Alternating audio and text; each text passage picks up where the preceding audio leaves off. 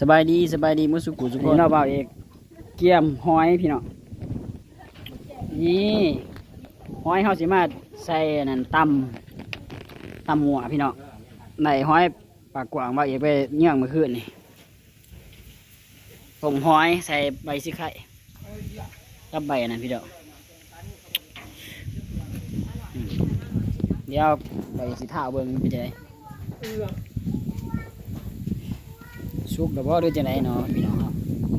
ยังฝดอยู่พี่น้องหอยปากกวางเนาะมันเป็นหอยปากกวางอยู่หน้าเบาเอกเองพี่น้องนี่เนาะพี่น้องต้มหอยเขาสิมานั่นจีมเขาสิมาจีมใส่กับตำสัวพี่น้องเบาเอกไปเยื่องหอยเมื่อคืนนี่ในหอยมากำลังตบอยู่ตอนนี้นี่ห้อยปากกว่างพี่น้องนี่สิมาจีบเห็ดเมนูตำสัวตำหมวพี่น้องห้อยกับอยู่หน้าเขาเองพี่น้องเพราะว่ามาปล่อยไว้เนาะมันกระแพขยายพันธุ์ก็พอได้กินทุกคนยามบ่อยเองมาบ้านกับมาไต่กับมาเห็ดกินแสบๆน้ำกันเด้อพี่น้องเดี๋ยวสิทายให้เบิ่งเนาะตอนตำกินตำหมัวนะตอนนี้ทุกคนหลังจากที่เข้ากินข้าวเพชรเนาะกินข้าวเที่ยงแล้วเข้ากับสิมาเฮ็ดสมเด้อพี่น้องกินสมตำสัวเนาะตำสัวนี่ข้าวปุ้นพี่น้องตำสัวข้าวปุ้นแล้วก็หอยเดี๋ยวเขาให้น้องสาวนิดเนาะเพื่อนสิตำสู่กินกับน้องชายเจ๋เนาะเพื่อนเอาไปเชฟประจำทีมงานเนาะเชฟประจำทีมงานพี่น้องเขามาอยู่ร่วมกันกับนี่แต่2 คนนี่แหละเป็นเฮซูกินเดี๋ยวไปเอกถ่ายเบิ้งเลยพี่น้องนะแล้วก็มีใส่บักเดนโคกนี่พี่ว่ายังหน่อยเนาะ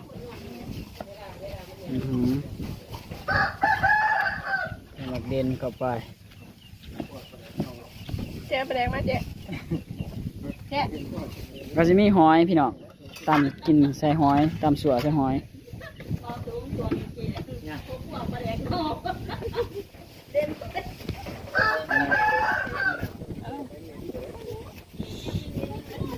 ปลาแดกเนาะใส่ลงไป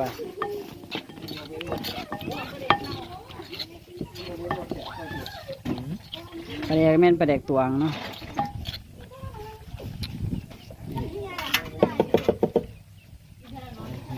ไป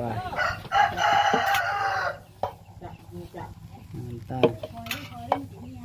ใส่แบบบันบัดตามแม่มันหนอห้าว2 คน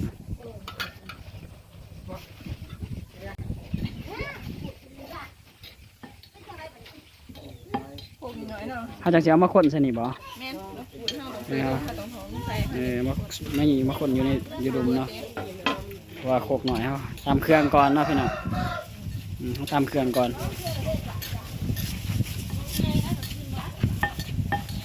ตำสัวเด้อพี่น้อง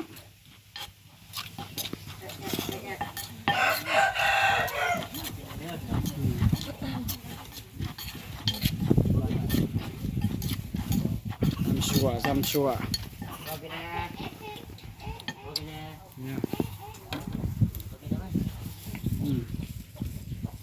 ให้น้ำปลา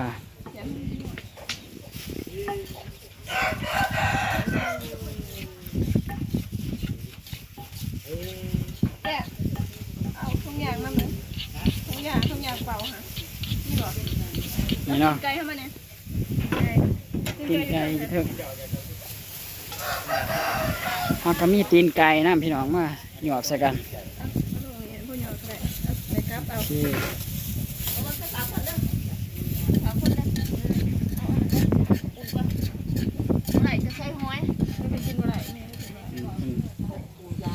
กินเป็นบริกินหอยน้ำเฮาเนาะมันก็ได้มันก็เอาไปเฮ็ดกินเองไงมาสั่น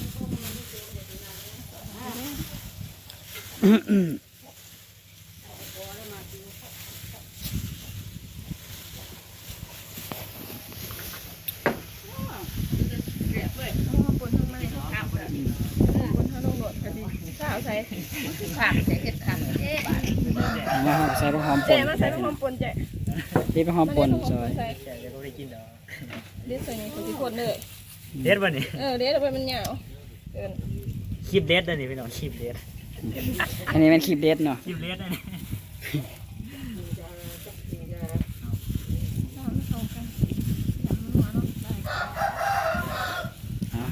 เสียบเขาเนาะจะเอายังมาใส่ตื่มอีก เอาผักซีมันก่อน ใส่เกลือหรือใส่ปลาเราต้อง เอาผักซีมันนัวบ่ เนี่ย ใส่ปลา แล้วมันเป็นกระโสก ยังตัวนี้นี่บ่น่าจะมาจะใส่ตาม ซีมัน เสียเบิ้งเสียแก่ไอ้เสียแก่เป็นผู้เสียเบิ้งเนาะงวดเอาบ่ เข้าเป็นตัวเพชรตัวนี้เนาะยังไงร้านยังนี้ ไปแล้วพี่น้องใช่หรอวะ เจ๊ตอนนั้นมันนอนบอกอะไรนะผักซีมีตัวนี้เดี๋ยว ประโยชน์จะเด็ด มันนัว อันนี้เขาเรียกว่าผงนัวเด้อพี่น้อง ให้ได้เสียบไร แป้งนัวเนาะภาษาไทยมันเรียนผงนัวผงชูรส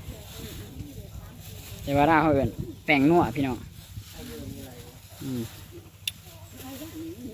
เซฟไทยเนาะก็เซฟลาวสองทานเนี่ยผู้หนึ่งแมนสร้างผู้หนึ่งแมนลาวเซฟไทยกับเซฟลาวพี่น้องมาเห็ดตามสัวทำกัน กันนะครับ เอาชิมเบิ้ง เจ๊ เดี๋ยววันนี้ คือลงไว้นะมันหนวดแล้วบอก ไว้มันหน่อยเดียวหน่อยแล้ว ไปเนาะ เอาตอนนี้ครับไปกินเนาะวันนี้เรียกว่า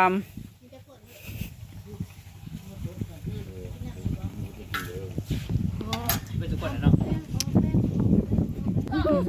จะเอาไม่จะเอาไม่ได้ กิน เนี่ย ไม่ทุกคนมาแต่หน่อยเดียวเจ๊ เอาทุกคนซุ่มกันอีกพี่น้อง เบิ้ลเด้อเบิ้ลเด้อ อันนี้แม่นตามสัวเนาะตามสัวทุกคนบามเลยยืนขายเห็นแต่มือ ทำเป็นยังเขาเนี่ยเคยไม่มีพอเลยแม่ ตามสัวเอา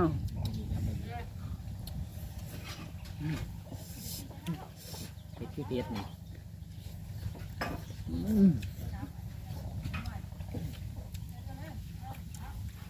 แซ่บ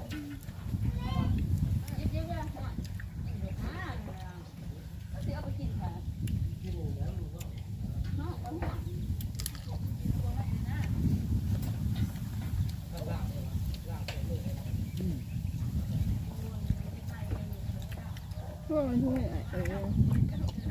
มือใส่มือเอา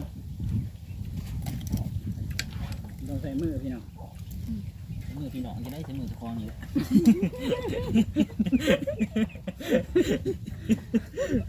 มันก็จะกินน้องเนี่ยเดี๋ยวมองเห็ดเอาเห็ดว่าอยู่ด้านไม่กิน มาเขาไม่ได้บาม อันนี้เราดีใจหน่อยเด้อ แบ่งกันเด้อแบ่งกันเด้อ นี่เนาะทุกคน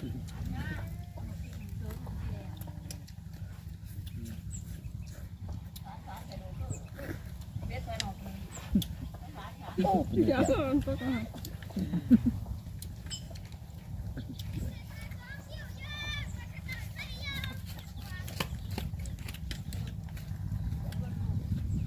เงินก่อนดีกว่าเงินก่อนยันตื่น นี่ก็คำนี้พี่น้องใส่มือเขาเองเนาะกินดูเขาพี่น้องมาเด้อพี่น้องกินข้าวกินสวมน้ำกันเนาะแซ่บเนาะหลังจากที่ว่าเขากินแกงมาใหม่ก็ต้องมากินสวม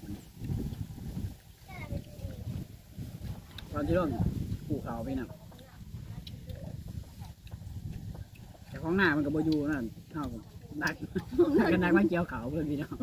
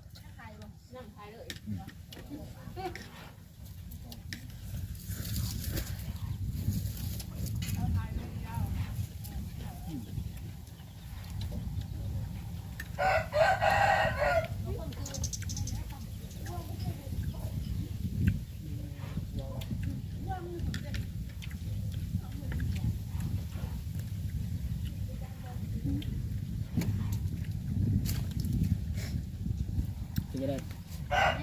ยินบ่ว่า บ่อย พ่อละบ่เอาหอยจะใส่บ่กินหอยได้พี่น้องเป็นหอยเด้อทุกคน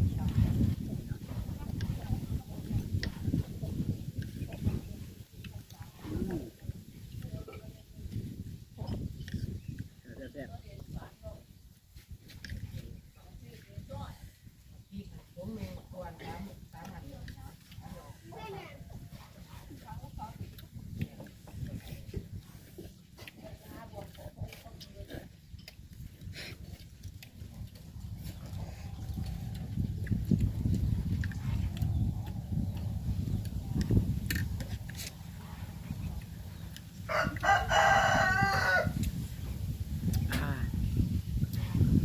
ดมแห้งพี่น้องมันก็เลยพัดกล่องสั่นดึกดักดึกดัก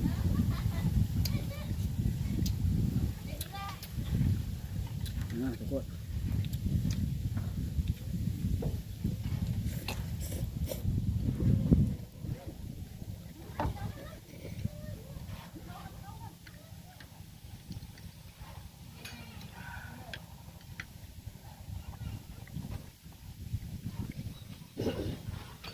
คือเนาะ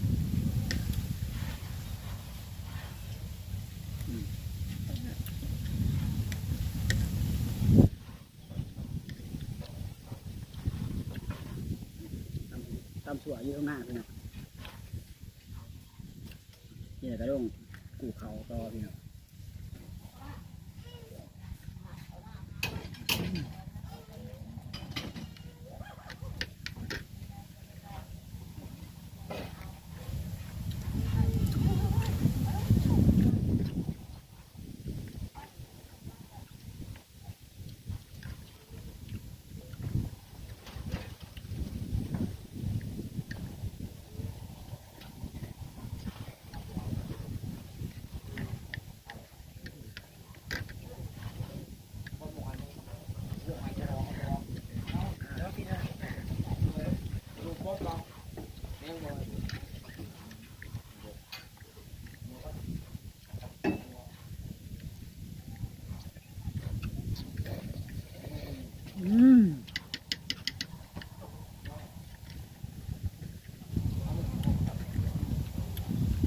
ขาแห้งทุกคนขาแห้ง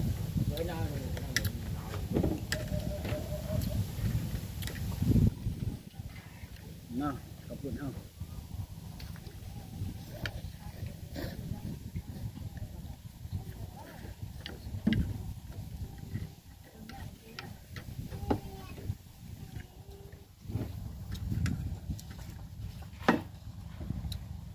ผมจะมาต่อของ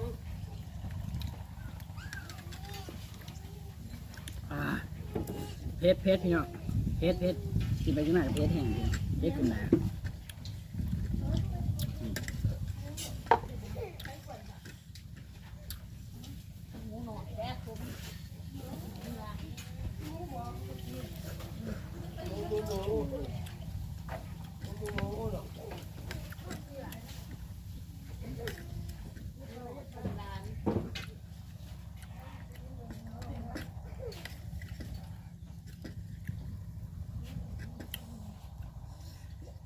ทุกคน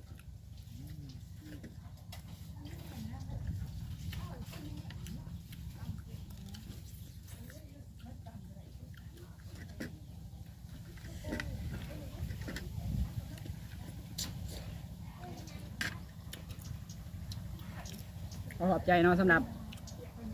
เวลาที่เขามาครับส้มมาฟังเด้อพี่น้องจะได้ก็ฝากกดไลค์กดแชร์กด Subscribe ให้เด้อพี่น้องเนาะเพื่อเป็นกำลังใจให้ทีมงานพวกเขาเนาะได้เฮ็ดคลิปต่อไปพี่น้องสำหรับคลิปกินตำสัวเนาะก็สิเบิดเพียงเท่านี้เอาพอกันคลิปในเด้อพี่น้อง มื้อนี้แซ่บร้ายพี่น้องจนเลือดแต่พักเนาะนี่ทุกคนสำหรับคลิปกินตามสัวเนาะกับสิเบิร์เพียงเท่านี้เด้อพอกันคลิปใหม่เนาะขอขอบใจพี่น้องที่เข้ามาครับชมรับฟังบ๊ายบายจ้ะพอกันคลิปใหม่จ้ะ